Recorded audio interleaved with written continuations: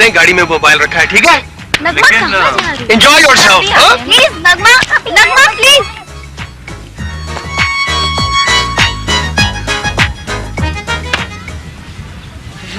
हाँ, ये लोग काफी शरीर हैं। उन्हें इस तरह से नहीं जाना चाहिए था। हाँ, मैं तो काफी रोक रहा था उन्हें, लेकिन बस आइए ना, हम यहाँ बैठते हैं चल के।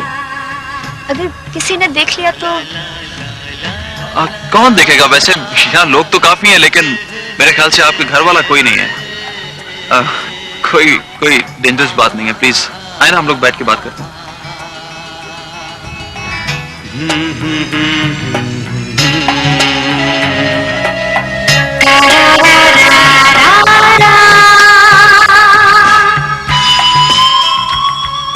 मुझे आपसे ये कहना था कि अगर मैं अपने घर वालों को भेजूंगा तो आपके घर वाले मान तो जाएंगे ना? आपको अंदाजा नहीं है, वो कभी भी नहीं मानेंगे। मैं उन पर नहीं,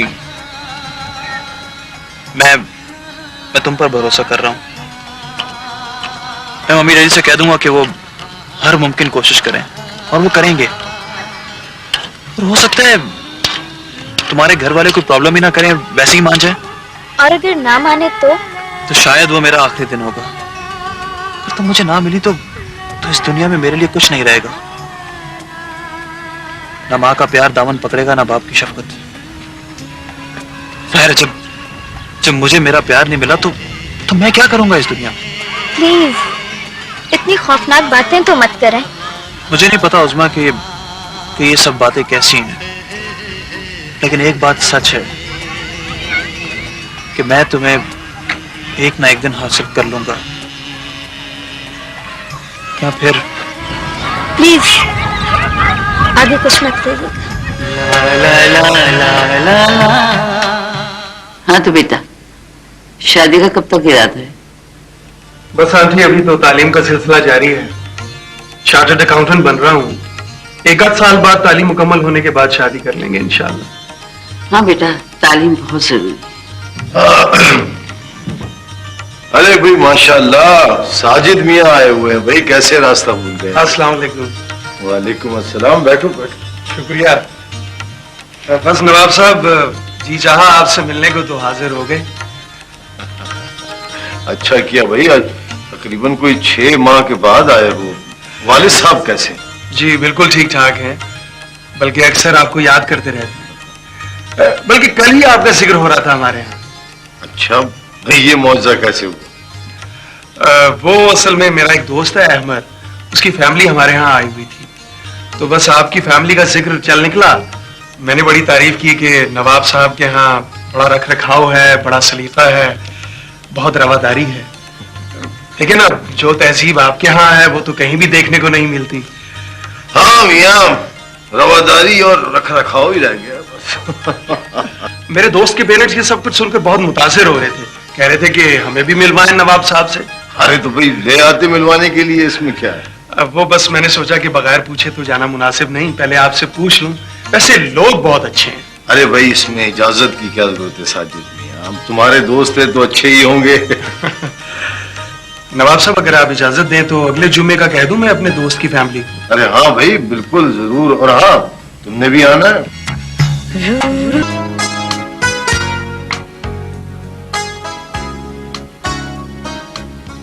अफसर अली बेटा, तुमने बड़ा दिल दुखाया है मेरा।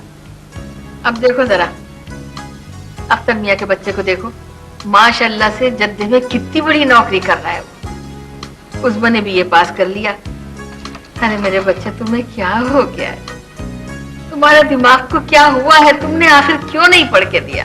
अरे अम्मा, छोड़िए इन बातों को, आप ये पान खाइए। देखो अम्मा, बात ये है कि हर एक का मिजाज एक सा नहीं होता। मैं असल में बड़े मामू पे गया हूँ, ना उन्होंने कभी पढ़ कर दिया, ना कभी नौकरी की। कौन से बड़े मामू? मुझे मर गए? और क्या? अरे उनके जमाने में तो खून बरसता था, जागीरें थी, जमीनों से इतना अनाज आता था कि सारे साल गोदाम पटापट भरे रहते थे। उन्हें क्या जरूरत थी कुछ करने की? जब भी तो वो बटेरे लड़ाते थे। और अम्मा, अख्तर मामू बता रहे थे कि उनके पास आला नस्ल के कबूतर और घोड़े थे। ये अख्तर मियाँ को भी तुम ही मिले थे बताने के लिए। साहब वाह। अच्छा बेटे एक बात सुनो, देखो अगर नहीं पढ़ा ना तो ना सही, कोई बात नहीं। तुम ऐसा करो कि मामू साहब के पास चले जाया करो। देखो ना उनके दोस्त बड़े बड़े ओहदों पे लगे हुए, वो तुम्हें कहीं ना कहीं अच्छी जगह लगवा देंगे। प्यारी अम्मा, उनसे कहिए मुझे कोई कारोबार करवा दे, भाई नौकरी और मुझसे नहीं होने की। आए मेरा मुकद्दर। अरे ऐसा निकम्मा सारे जमाने में कोई ना होगा। आने दो अख्तर मियां को, उनसे बात करूंगी मैं, वो ही करेंगे तुम्हें ठीक।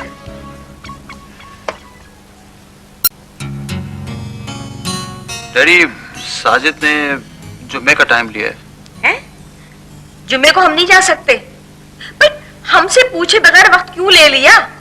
क्या अब हम साजिद से पूछकर जिंदगी गुजारेंगे? क्या फजूल बातें लेकर बैठ जाती हो तुम भी। अरे भाई मैंने साजिद से खुद कहा था कोई भी दिन ले ले, इसमें हर्ष क्या है? डैडी आपको पूरी कोशिश करनी है। हाँ हाँ बेटा पूरी कोशिश करेंगे, बाकी अल्लाह मालिक है। और तुम भी सुन लो अहमर, तुम्हारे कहने पर हम वहां पर जा रहे हैं।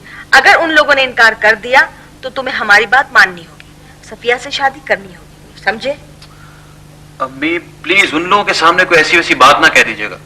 अरे नहीं नहीं बेटा ऐसी वैसी कोई बात नहीं करेंगे। ये बताओ कि अपना साजिद क्या कहता है उनकी फैमिली के बारे में, उनका बैकग्राउंड क्या है? मेरा मतलब कहने का ये है कि लड़की की कहीं बात तो चल नहीं रही?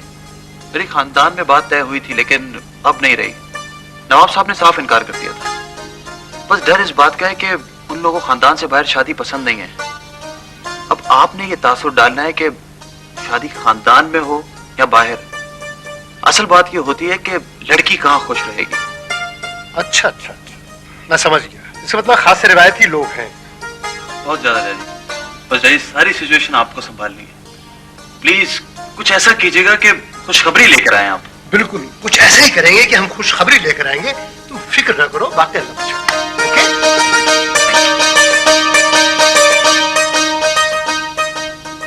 भाई अब आप जल्दी से बात कर ही लें। देखो शमसा, हर बात के लिए एक वक्त होता है, तुम फिक्र न करो, मैं कर लूंगा बात। लेकिन उस बैंगलोर को डेकोरेट करना तुम्हारी जिम्मेदारी है। एक से बढ़कर एक उम्दा और नफीस फर्नीचर से आरास्ता करना उस बैंगलोर। पता है क्या शमसा, मैं चाहता हूं कि जब उस्मा उस बैंगलोर में दाखिल हो तो उसे देखकर साकित रह जाए। भाई वो सब तो ठीक है, लेकिन पहले आप शादी तो करें ना।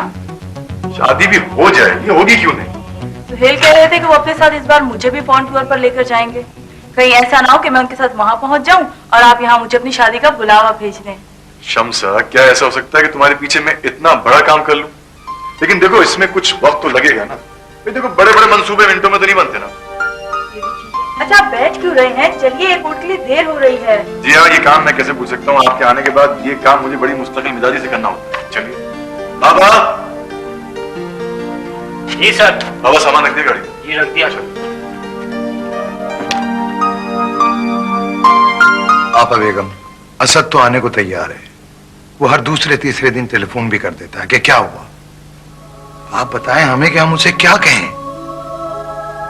आपा बेगम, आपको वहां जाना पड़ेगा। भैया वो बहुत ज्यादा नाराज हैं। यही बात आप उन्हें समझाइए कि ये कोई छोटा मामला नहीं है। एक तो खानदान की बात है, दूसरे लड़की का मामला है। हर तरह से बदनामी होगी, जो सुनेगा तरह तरह की बातें बनाएगा। ऐसी बातें कर रही हो दुल्हन, तुम उनकी आदत को अच्छी तरह जानती हो। वो अपने आगे किसी की सुनते। देखें आपा बेगम, हम आपके पास चलकर इसलिए आए हैं कि आप वहां जाएं। एक तो ये कि आपकी उनसे कोई नाराजगी नहीं है, दूसरी ये कि आप उनसे बात कर सकती हैं। हम ये भी सोच रहे थे कि मुनव्वर भाई से बात करें।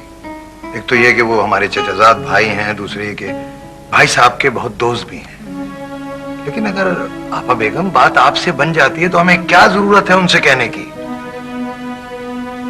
चलो ठीक है, हम बात करके देखेंगे। मगर सच्ची बात तो यह है अख्तर मियां कि जब तुम्हें नाइला की शादी अपनी मर्जी से करनी थी तो भैया फिर तुमने उनसे मशवरा मांगा क्यों था? वो इसी बात पे ज्यादा नाराज है कि जब तुम्हें उनके मशवरे को कोई अहमियत देनी ही नहीं थी तो फिर मांगा क्यों? आपा बेगम, हम मजबूर थे वहां करने पर। वो तो बस एक बहाना था उनके कान में बात डालने का। हमने कहा कि जब भाई साहब को पता चलेगा कि लड़का उसके खानदान वाले अच्छे हैं, अच्छे लोग हैं, अच्छा खानदान है, तो भाई साहब हमारी हिमायत करेंगे। अब हमें यह अंदाजा नहीं था कि भाईजान आज भी अपने माजी से चिमटे रहेंगे। बस यूं समझ ले, हमें अंदाजा लगाने में गलती होगी। आप बेगम, अब जो हो गया उसे छोड़ें, इस मसले का कोई हल निकालें। हम तो उस्मा को ही बहू बनाएंगे, चाहे हमें इसके लिए माफी क्यों ना मांगनी पड़े। तो वो जो मर्जी चाहे हमें सजा दे ले, लेकिन आप बेगम कम से कम बच्चों को तो सजा ना दे। चलो ठीक है, हम बात करके देखेंगे, करेंगे बात। देखें आबा बेगम, सिर्फ बात नहीं करनी, बात मनवानी भी है। अल्लाह अल्लाह हो जाए ना तो बहुत अच्छा हो जाए। मुझे बस 5-6 महीने लगेंगे, सेमेस्टर देते ही वापस आ जाऊंगा और फिर शादी। तो बताओ, तुम खुश तो हो ना? हाँ, हमें तो यकीन नहीं आता कि बाबा जान इतनी खुशी से, इतनी आसानी से इजाजत दे देंगे। वो तो किसी से मिलने मिलाने पर भी हजारों सवालात कर डालते हैं। तकदीर हमें मिलाना चाहती है उसमें, वरना देखो ना मैं यहाँ आया होता ना मैंने तुम्हें देखा होता।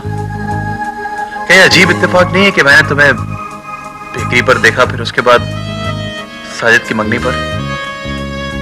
अगर तुम नगमा की दोस्त ना होती और मैं साजिद का दोस्त ना होता तो मैं तुम्हें कहाँ तलाश करता?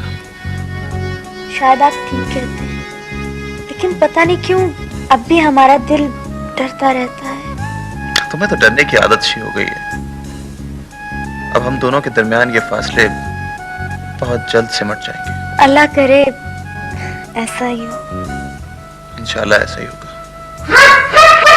अच्छा लगता है, खुदा हम बाद में फोन करेंगे। बिल्लिया से मेरी जान बेजार हो गई। क्या करूं क्या नहीं करूं, मेरी समझ में नहीं आता। जान नहीं छोड़ते। अच्छा बादशाह, ये बिल्लिया फखर माथे में ले, जान खा को पानी पी ले। बेजार की आने लगी हो जाए। चलो छोड़ो। ये बताओ बादशाह, तुम्हारे दोस्त नहीं थे वो नगमा, उनकी बहन का क्या हुआ? उनको डॉक्टर को दिखाई नहीं दिखाई? जी बुआ, हमने नगमा को एड्रेस तो दिया है। मुझे हमारे बराबर में डॉक्टर नहीं है, हाँ। डॉक्टर अब्बास, हाँ। उनका एड्रेस दिया है, शायद उन्हें दिखाए। अयो, वो बरोबर में है सो कि उन पागलों के डॉक्टर जी। बुआ, पागलों का नहीं, हाँ, वो माहिर नफ्सियात।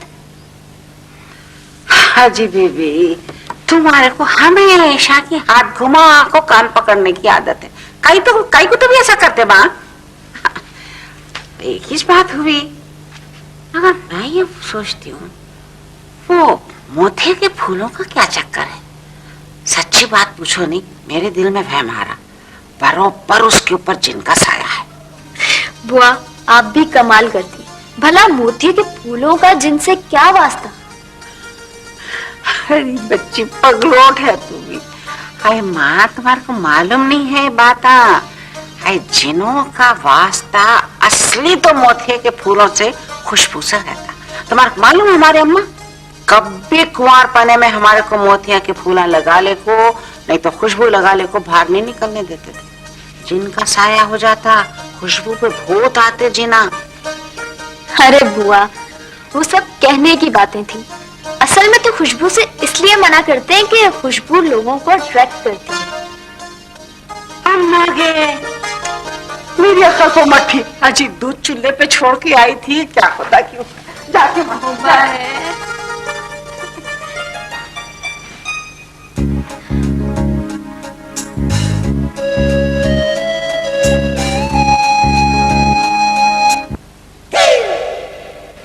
अस्सलाम वालेकुम डॉक्टर साहब। अस्सलाम वालेकुम। बैठिए। लगता है मैंने कहीं देखा है आपको। कहाँ? मुझे नगमा कहते हैं, मैं आपके पड़ोसी नवाब साहब की बेटी की दोस्त हूँ। आपसे वही मुलाकात हुई थी। ओह, याद आ गया। आप कहीं वही तो नहीं है जिन्होंने उस दिन वो याद मेरे। I am sorry. नहीं, इट्स ऑलराइट। इसका मतलब ये है कि मैं जिस पेशेंट को भी देख के आ रहा हूँ वो आपकी। जी, वो मेरी बड़ी बहन है। डॉक्टर साहब, अजरा बाजी ठीक तो हो जाएंगी ना? जी हाँ, ठीक हो जाएंगी। अभी आपकी वालदा से मुलाकात हुई है वहाँ। उन्होंने सरसरी तौर पर तो बताया है उनके बारे में, लेकिन कोई तफसील से उनकी केस हिस्ट्री मालूम नहीं हो सकी। बहरहाल आप फिक्र ना करें, वो ठीक हो जाएंगी। हम सब घर वाले बहुत परेशान हैं उनकी वजह से। जी हाँ, आपकी परेशानी तो वजह है, लेकिन जैसे मैंने कहा ना, वो ठीक हो जाएंगी। अच्छा, तो आप गोया नवाब साहब के यहाँ आती जाती रहती है? जी, शायद एक मैं ही हूँ जो आती जाती रहती हूँ। उस्मा मेरी क्लास फेलो भी है और बहुत अच्छी दोस्त भी है। जी हाँ, खैर बहुत अच्छी तो है। मेरा मतलब है कि ये दवाएं जिसका ये देता हूँ, और बिचद्रा को आप मेरे पास 4 दिन बाद लेके आइएगा। और हाँ, एक बात ख्याल रहे कि मुझे उनकी केस हिस्ट्री तफसीली चाहिए। ठीक है,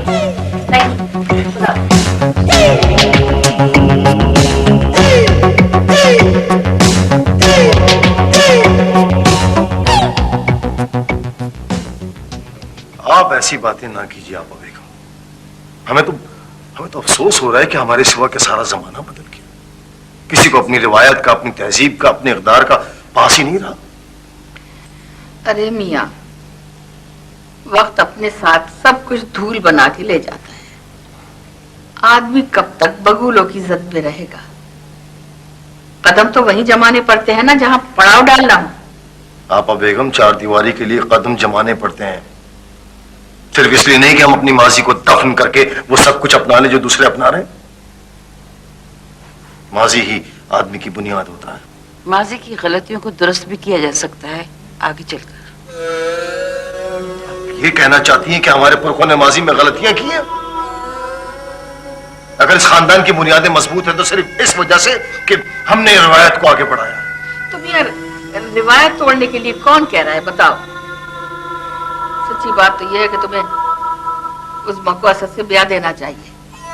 अब इस तरह रिवायत नहीं टूटेगी क्या? खानदान में तो खैर आपा बेगम, हम उस्मा की शादी असद से नहीं करेंगे। खानदान में किसी से भी कर देंगे मगर उससे नहीं करेंगे। ये हमारा आखिरी फैसला है। और आप इस मामले में ना बोलें, वरना हम इंतहाई कदम भी उठा सकते हैं। अख्तर मियाँ और दुल्हन बहुत परेशान है। निगोड़ा असद रोज टेलीफोन पे टेलीफोन करता रहता है। इस बात का एहसास उन्हें पहले नहीं हुआ। उनकी बुलाई हुई परेशानी है, भुगते आप। खैर छोड़िए इस किस्से को, ये बताइए कि वो साहबजादे अफसर अली क्या कर रहे हैं आजकल? अफसर अली करेंगे कुछ, पढ़ लिख के दिया नहीं। नौकरी को कहो तो करने पे तैयार नहीं होते। बस उन्हें तो वही कबूतरों से काम है दिन रात। नौकरी के लिए कहते हैं कि हमारे पुरखों ने नहीं की तो हम कैसे कर लेंगे। हाँ, कारोबार के लिए तैयार है। अब बताओ कारोबार कैसे हो? ये हुई ना बात, इसे कहते हैं खून। अनपढ़ है लेकिन उन्हें एहसास है कि हमारे पुरखों में किसी ने नौकरी नहीं की। देखिए, और जिनके दर पर बड़े बड़े उम्रा सलाम करने आते हो, भला वो नौकरी करेंगे किसी की? खैर आप फिक्र ना कीजिए, सब कुछ ठीक हो जाएगा। आदाब फूफी जान। जीती रहो बेटा, जीती रहो। कैसी हो? ठीक ठाक। आप बड़े दिनों बाद आई फूफी जान। हाँ बस बेटा, क्या कहें अब। पाशा, खासा सब चल दियो दस्तरखान पे। चलिए ना, जल्दी ठंडा हो जाएगा। अरे बुआ, आपने तो हमारे आना जाना ही छोड़ दिया। हाय, गुलाम नहीं होती। खड़े खतों से तसद्दुक होते माँ। मेरी मजाल आज ये 2 बारी फेरा लगाई, मगर आपके साहबजादे बाहर से बाहर बोले नहीं है अम्मा, नहीं है, जाओ। इतना भी नहीं पूछे, बुढ़ी थक गई होंगी बुआ पानी पीते। छत पे होंगे। कबूतरों ने तो हमारी जिंदगी अजाब कर दी। आइए आप बेगम, खाना ठंडा। चांद से प्रीत लगाए। तू भी जा रहा है ना? हाँ हाँ, मैं भी जा रहा हूँ और खाला खालू भी जा रहे हैं। मैं उन्हें वहाँ ड्रॉप कर दूंगा, बस मैं वहाँ से निकल जाऊंगा और तुम्हारे भी हाथ पर खालू बात कर लेंगे वहाँ। देख यार, ऐसा नहीं करना। देख, तुझे साथ जाना, तेरा जाना बहुत जरूरी है। प्लीज यार, तू उन्हें कायल कर सकता है ना? नहीं नहीं नहीं, मुझे कायल करने का कोई शौक नहीं। मुझे अपनी खोपड़ी बहुत अजीज है, बस मैं उन्हें वहाँ ड्रॉप करूंगा। वो मेरा ख्याल है खाला खालू तैयार हो गए, मुझे बुला रहे हैं, मैं जा रहा हूँ। यार वैसे खाला का मूड बहुत ऑफ है आज। नहीं, कुछ नहीं होता, वहां जाके कुछ नहीं कहेंगे, बस तू संभाल लेना, ठीक है? ठीक है, मैं वहां संभालता हूँ, तू अपने गेसू संभाल। Take care, best of luck. Thanks.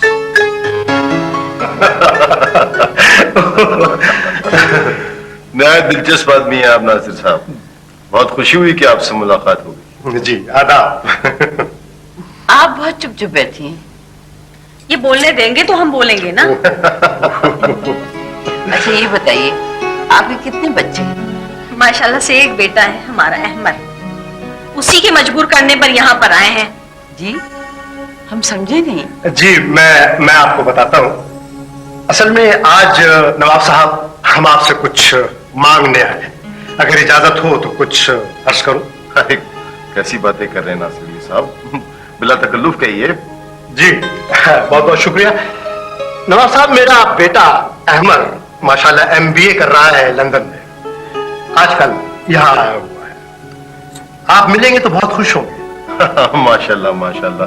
तो नासिर अली साहब उससे अपने हमरा ले आते, मुलाकात हो जाती। जी हाँ, मैंने कहा तो, लेकिन वो राजी ना हुआ आने पर। असल में कुछ शर्मीला वाकया हुआ है, मैंने खुद भी अवॉइड किया। उसकी वजह ये थी नवाब साहब के आपसे कुछ राय लेना चाहता था।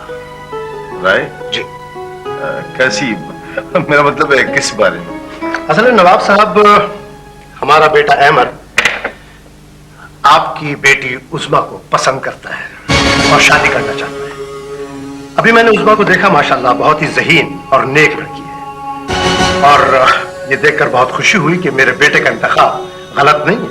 बस कीजिए नासिर साहब, इससे आगे एक लफ्ज मत कहिएगा। नहीं, आप मेरी बात को समझे नहीं। दरअसल मैं सब कुछ समझ चुका हूं।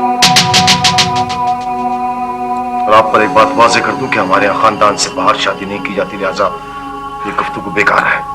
नवाब साहब कहाँ आप पुराने रस्म और रिवाज को लेकर बैठ गए? भाई आजकल तो इन फजूल। नासिर साहब,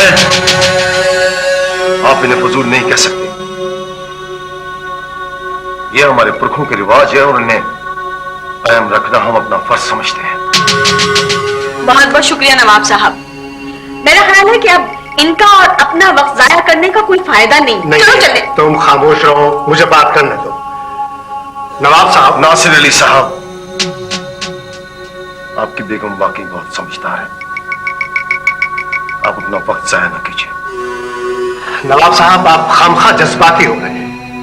बुजुर्गों के रस्म और रिवाज अपनी जगह, लेकिन हमें अपने बच्चों के मामलात को सुलझाने के लिए बड़े सुकून और ठंडे दिल और दिमाग से गौर करना चाहिए। अपने बच्चे? किन बच्चों की बात कर रहे हैं आप? जी, मेरा बेटा अहमद और आपकी बेटी उस्मा। हमारी साहबजादी उस्मा का इस मामले से क्या ताल्लुक? नवाब साहब, ये मेरे बेटे अहमद का मामला नहीं है। आपकी बेटी और मेरा बेटा एक दूसरे को पसंद करते हैं और मिल भी चुके हैं। खबरदार जो आपने मेरी साहबजादी पर बहुतान लगाया। भाई साहब, आप ये क्या कह रहे हैं? ये सच कह रहे हैं। आपकी साहबजादी ने हमारे बेटे को फांस रखा है। जो कभी ऊंची आवाज में बात नहीं करता था, आज माँ बाप के साथ आंखें मिलाकर बात करता है। नवाब साहब, इनकी बातों पर मत जाइएगा, ये ऐसे ही बोलती रहती हैं। लेकिन इतना जरूर कहूंगा कि वो एक दूसरे को पसंद करते हैं और मेरा ख्याल है अगर वो एक दूसरे को पसंद करते हैं तो। बस कीजिए नासिर साहब, बहुत हो चुका। आइंदा इस तरफ का रुख मत कीजिएगा। किसी की बेटी को इल्जाम रखना। नवाब साहब, आप कैसी बातें कर रहे हैं? आप अपनी बेटी उस्मा से खुद पूछ सकते हैं। खुदा न खास्ता मैं किसी पे इल्जाम नहीं लगा रहा हूं। किस मिट्टी के बने हुए हो तुम? खुद यहां से जाओगे या धक्के देके निकलवाओ तुम्हें? नवाब साहब, ज्यादा ताव में आने की जरूरत नहीं है। रखे नवाबी आप अपने पास। हमें भी आप जैसों से रिश्ता जोड़ने का कोई शौक नहीं है। चलिए जी, अब क्या और बेइज्जती करवानी है? नवाब साहब, हम जा तो रहे हैं, लेकिन एक बात कान खोल कर सुन लीजिए कि एक दिन आपको पछताना पड़ेगा।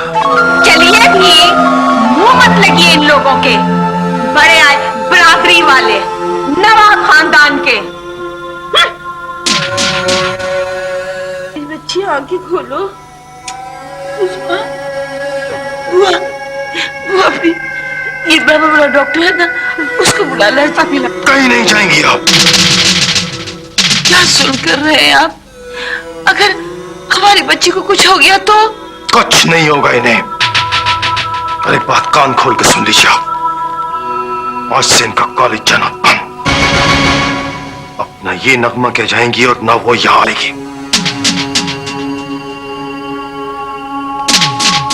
और एक बात आप भी सुन लीजिए, अगर ये बात इस घर से बाहर निकली तो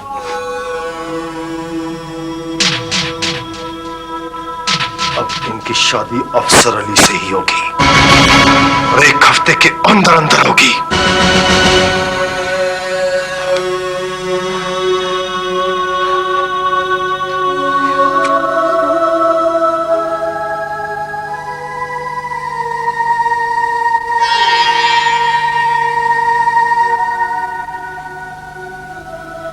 उस्मा,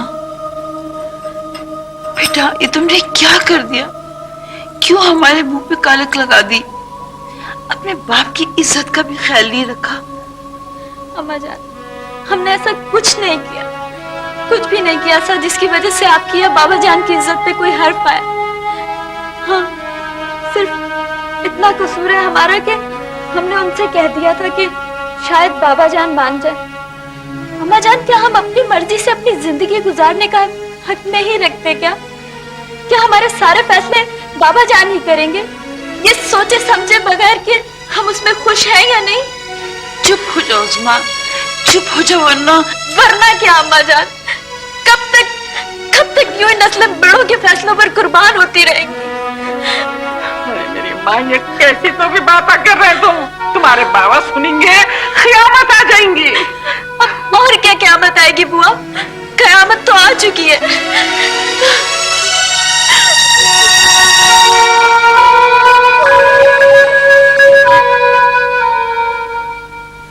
डैडी डैडी डैडी, इनकार करना अलग बात होती है, लेकिन जो कुछ भी हुआ है ना, वो बिल्कुल भी अच्छा नहीं हुआ। अरे बावला हुआ है क्या लड़के? ये सब हमने किया है क्या? अगर हमें पता होता कि वह हमारी इतनी बेइज्जती होगी तो हम वहां भटकते भी नहीं। और सुनो साजिद, इस बेइज्जती में तुम्हारा भी हाथ है। अगर तुम्हें पता था कि वो नवाब साहब हमारी इतनी बेइज्जती करेंगे तो तुमने हमें बताया क्यों नहीं? खाला, मैंने दानिस्ता तो कुछ नहीं किया, मेरे इल्म में तो नहीं था कि ये सब कुछ होगा। मैंने तो अहमद से कहा था कि वो नवाब फैमिली है, खानदान से बाहर शादी नहीं करते हैं। बस एक उम्मीद थी कि शायद वो आपकी बात मान जाएं। अब उन्हें कायल करना तो आप दोनों का काम था ना। बेटे, हमने कोशिश तो की थी, लेकिन वो आपे से बाहर हो गए। हैं? आपे से बाहर? अरे वो तो तहजीब के दायरे से ही बाहर हो गए थे। तौबा है तौबा, हमारी तो जान छूटी, वरना सारी जिंदगी इन नवाबों को भुगतना पड़ता तो क्या होता। तौबा, मेरे तो सर में दर्द हो गया है। चाय तो कमबख्त आ गई थी, मगर वो तमाशा हुआ कि तौबा तौबा तौबा। अब चाय पियेंगे? हाँ, जरा स्ट्रांग बनाना।